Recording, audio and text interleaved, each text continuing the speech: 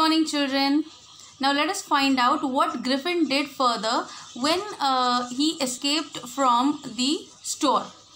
This time he decided to try the stock of a theatrical company in the hope of finding not only clothes but also something that would hide the empty space above his shoulder. Shivering with cold, he hurried to Drury Lane, the center of the theatre world. So what he decided to do further?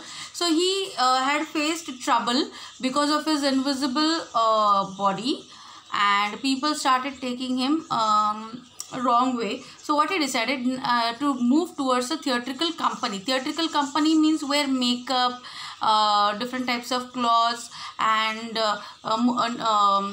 fake mustache and side whiskers, everything you get over there very easily. So he decided to move over there, and what he did, he tried to hide the space above his shoulder. Above his shoulder, this much space was empty. People could not see anything over here. So what he did, he used the bandage around his head, and he wore a hat on his head and a pair of goggles. He tried to first he tried to put what do we call it, false nose on his face. Then he covered his face with bandage and all that. It is there in the next part. He soon found a suitable shop. He made his way invisible upstairs and came out a little later wearing bandages round his forehead, dark glasses, false nose, big bushy side whiskers, and a large hat. To escape without being seen, he callously attacked the shopkeeper from behind, after which he robbed him of all the money he could find. So what happened? After transforming himself into a visible man by that bandage, false nose, dark glasses, and wearing the hat, the next thing was to have some money. So how to have money? So he callously he attacked the shopkeeper of that theatrical what do we call, the shop where you get all the material which is needed for any drama and all. So he attacked on the shopkeeper from behind very callously, very smartly enough. He attacked on him and he robbed him of all the money he could find. Whatever money he was having with him, he robbed all those money. Eager to get away from the crowded London, he took a train to the village of Epping, where he booked 2 rooms at the local inn. So he escaped from the crowded city of London and he moved to a village of Epping. The name of the village was Epping, and in that village he booked 2 rooms at the local inn. Inn means hotel. Okay, he booked 2 rooms over there. The arrival of a stranger at an inn in winter was in any case an unusual event. A stranger of such uncommon appearance set all tongues wagging. Mrs. Hall, the landlord's wife, made very effort to be friendly, but Griffin had no desire to talk and told her, "My reason for coming to Epping is a desire of a solitude. I do not wish to be disturbed in my work. Besides, an accident has affected my face." So when he started staying over there, the landlord's wife, Mrs. Hall, she was very eager and she was trying every bit effort to be friend with Griffin. But Griffin, who had left the crowded city of London to be in for solitude, to live alone. But there he found that Mrs. Hall was making effort to talk to him, to have a conversation with him. So once and for all, he told her that his reason to leave London and to come to Epping was to stay alone. And he wished further not to disturb in his work, and he had an accident. Because of that, his face was covered with bandages. So he created another false story and he fooled Mrs. Halls. Satisfied that her guest was an eccentric scientist, and in view of the fact that he had paid her in advance, Mrs. Hall was prepared to excuse his strange habits and irritable temper. But the stolen money did not last long, and presently Griffin had to admit that he had no more ready cash. He pretended, however, that he was expecting a check to arrive at any moment.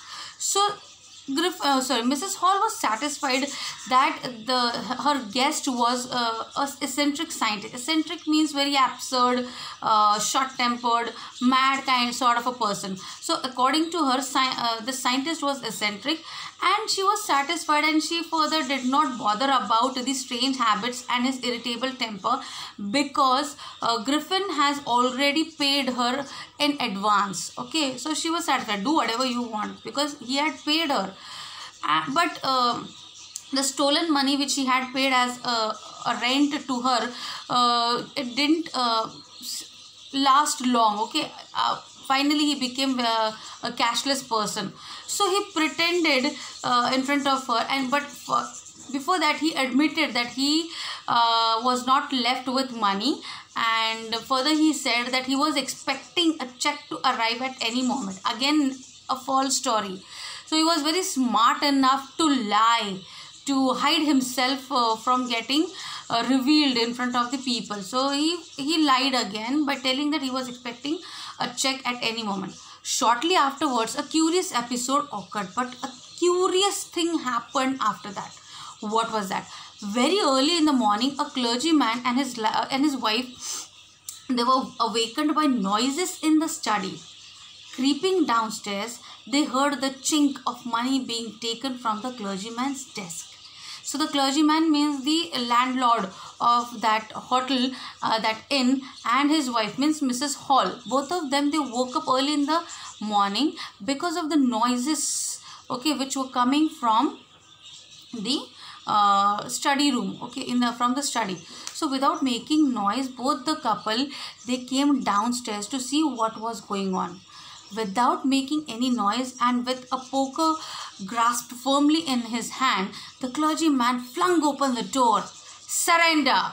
So what the landlord, the clergyman, he did, he without making noise, he held a poker. Poker means a stick, long stick, in his hand, and he flung open the door. Suddenly he opened the door, and he announced, he threatened the person who was trying to theft, surrender. Okay. Then to his amusement, he realized that the room appeared to be empty. He and his wife looked under the desk and behind the curtains and even up the chimney. There wasn't a sign of anybody, yet the desk had been opened and the housekeeping money was missing. So what happened? I'm so sorry. But as soon as he opened the door of the room, the study room, he was very surprised because he found no one. And both the couple, they tried to search the person who was trying to theft under the desk, behind the curtains, and even up the chimney. There wasn't any sign of anybody. Okay, yet the desk had been opened and the housekeeping money was missing. But yet they didn't see anyone. But yet the desk was found open and the money was missing in it. Extraordinary affair, the clergyman kept saying for the rest of the day. He was so shocked that he didn't see anybody, but he was robbed. But it was not as extraordinary as the behavior of Mrs. Hall's furniture a little later that morning. So one more scene happened after that with Mrs. Hall's furniture. The landlord and his wife were up very easily and were surprised to see the scientist's door wide open. Usually it was shut and locked, and he was furious if anyone entered his room. The opportunity seemed too good to be misused.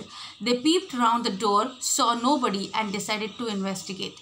The bedclothes were cold, showing that the scientist must have been up for some time, and stranger still, and the clothes and bandages that he always wore were lying about the room.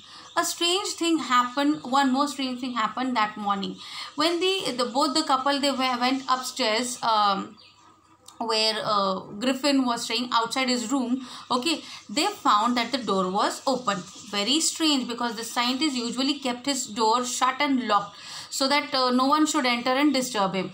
But they found the door was open. So to misuse this opportunity, they just peeped in the room and they found that nobody was there. So they decided to investigate what was going on in their room. So they went inside and they found the bed was chill. Chill means the person who uses the bed in chilly morning, at that time when he uses it, it is warm enough, but the bed was chill. That means the scientist has not used the bed for a longer time and he was not there in his room. And further they found that his clothes, his bandage which he usually wore at that time, it was lying on the bed in the room. All of a sudden Mrs. Hall heard a sniff to her ear. A moment later the hat on the bedpost leapt up and dashed itself into her face. Then the bedroom chair became alive. Springing into the air, it charged straight at her, legs foremost.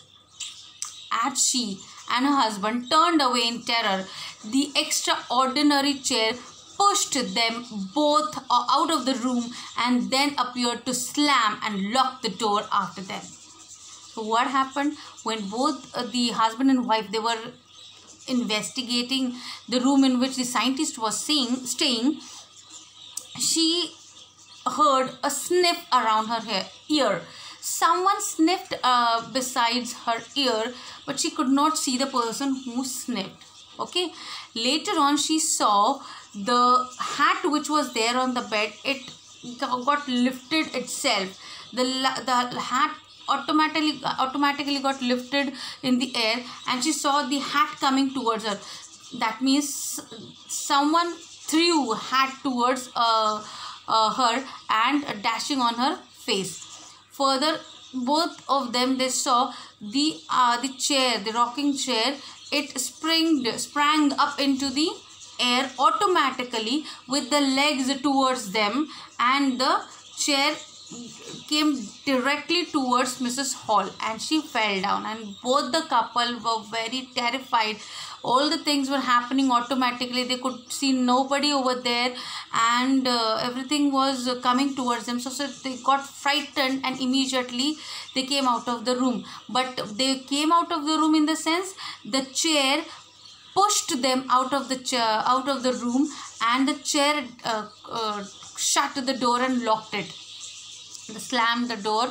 The door was slammed by the chair in front of them.